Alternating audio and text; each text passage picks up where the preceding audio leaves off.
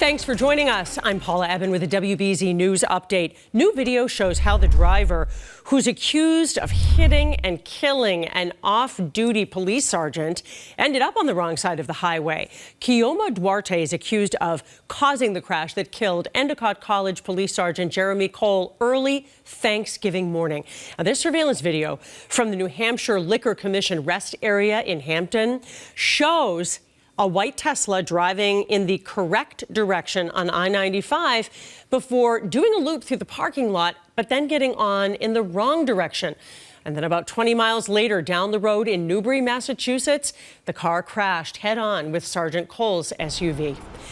3 former Massachusetts bank tellers are accused of stealing tens of thousands of dollars from customers. Investigators say the Citizens Bank employees who worked at branches in Somerville, Milton, and Dorchester allowed accomplices to make withdrawals from accounts that did not belong to them starting in September 2022. Citizens Bank has apologized, saying customer security is their top priority. Prosecutors will have access to the off-the-record conversations between Karen Reed and her parents ahead of her retrial.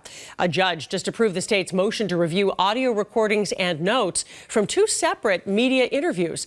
Prosecutors believe those records will show that Reed and her family changed their stories over time.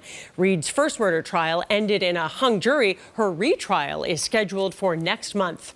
On this Friday, it is going to get colder throughout the day. Let's get a check of the next weather forecast now with meteorologist Jason Michael. Oh, it's already cold outside there. Cold and blustery and even icy for our Friday, everybody. Let's talk about our temperatures today. We'll be right around the freezing mark as we head towards the afternoon here. And I think we'll have a few clouds kind of dance through the region overnight tonight. More cloud cover begins to compact and also move into the region along with the south wind, which is why we'll have a few spot showers along the area's islands once we get into Saturday night. All inland areas will likely pick up on a few flakes as we head towards early Sunday morning. Then that erodes away and moves on out of here. This is the next system that will likely move on in here with high pressure dominating the Ozarks and also the Ohio River Valley.